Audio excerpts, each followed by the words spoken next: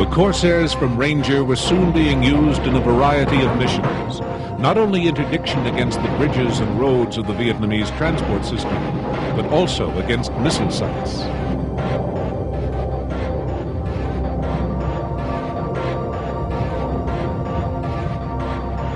On another type of mission, armed reconnaissance patrols, small numbers of aircraft spent hours taking advantage of the A-7's range, searching the Vietnamese roads for targets of opportunity.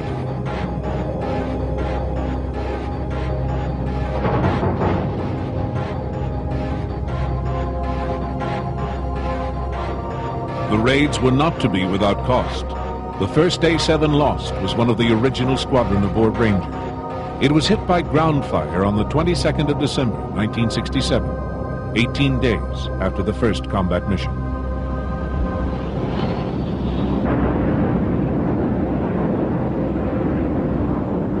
The squadron aboard Ranger, VA-147, was to fly the Corsairs for almost 2 decades.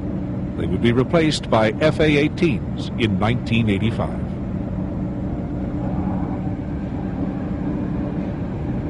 On the first Vietnam deployment, under the leadership of Commander James Hill, the Ranger Squadron tested the plane's war-making potential extensively. Their results confirmed what the Navy had been asserting for 2 years. Here was the world's finest light attack aircraft. And enthusiasm for the A-7 was not misplaced. The Navy's confidence was to be rewarded time and again by their rugged and dependable performance.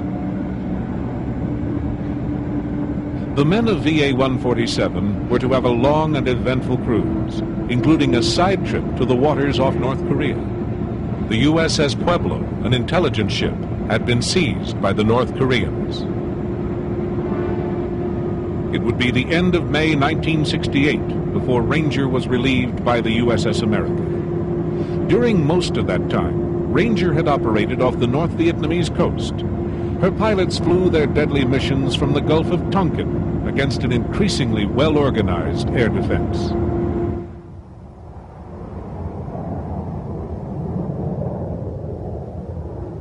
The A-7, with its hitting power, fitted neatly into the aircraft complement aboard the carriers.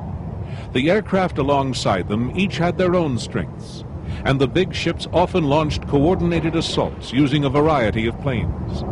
These mass raids were called Alpha Strikes, and typically might consist of F-4 Phantoms, A-6 Intruders, A-4 Skyhawks, and the Corsairs. Together with supporting electronic countermeasures, tanker and reconnaissance aircraft, a raid might consist of 50 planes, each with its own part to play.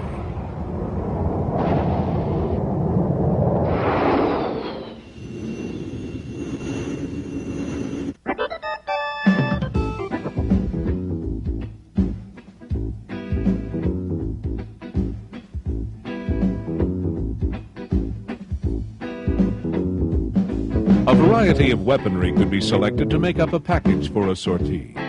For missions against the surface-to-air missile sites, Shrike missiles would be used, whereas for an attack on a bridge, 500-pound bombs were loaded.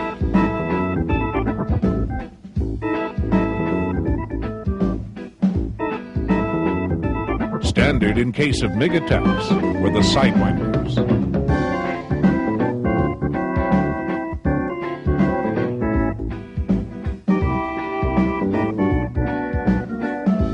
The variety of ordnance used with the A-7s and the precision with which it could be delivered emphasized the success of the Vought team. They had attained their goals. The reputation of the A-7 as a preeminent attack aircraft was now secure.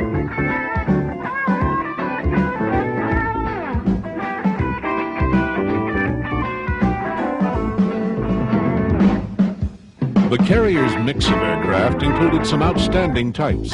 Among these were the Grumman Intruders, the all-weather medium attack planes that replaced the venerable A-1 Sky Raiders. Specialized attack versions of the Intruder were developed. They were also used as ECM and tanker aircraft.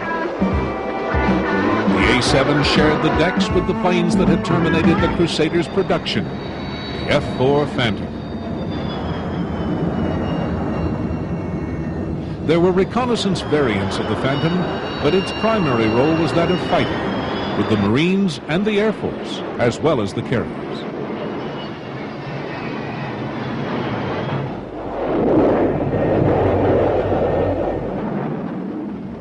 One of the most striking-looking planes on the carrier deck was the North American RA-5C Vigilante, a two-seater reconnaissance aircraft. Vigilantes provided tactical intelligence with their infrared line scan, side-looking radar, and battery of cameras. Capable of Mach 2, they provided their services throughout the Vietnam conflict.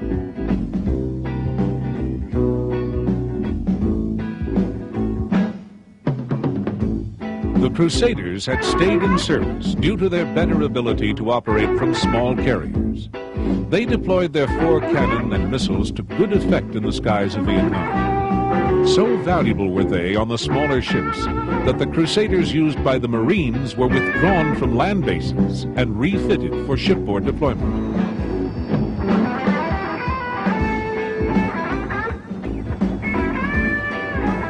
This potent mixture of aircraft made the carriers major players in the air war over Indochina. They could assert local air superiority over any target in North Vietnam and deliver devastating strikes. Their power from close offshore was such an immediate threat to the north that they could almost totally restrict the activities of Vietnamese aircraft over their own country.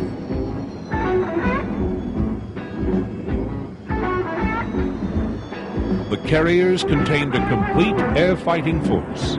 They could locate targets and assess damage with their recon flights and then strike with devastating power, clearing defenses as they went. Though the pilots were kept busy dodging anti-aircraft artillery and surface-to-air missiles, much of the North Vietnamese firepower was electronically suppressed or showered with anti-radiation shrikes. The targets identified in surveillance were dealt heavy and swift punishment.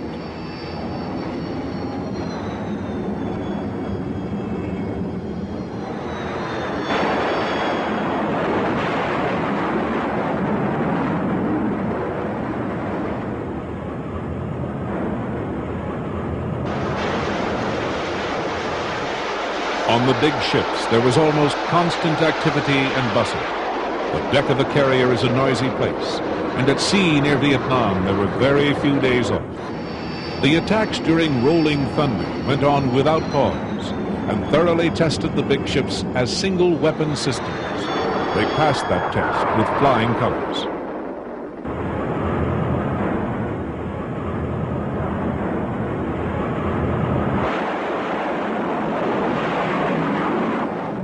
Proving themselves in the midst of this frantic activity were the A-7 Corsairs. They had completely won over their pilots. Initially, they were seen as just another F-8, and they were nicknamed Sloughs. S for short, L for little, U for ugly. But although the name stuck, it became a term of endearment rather than of scorn.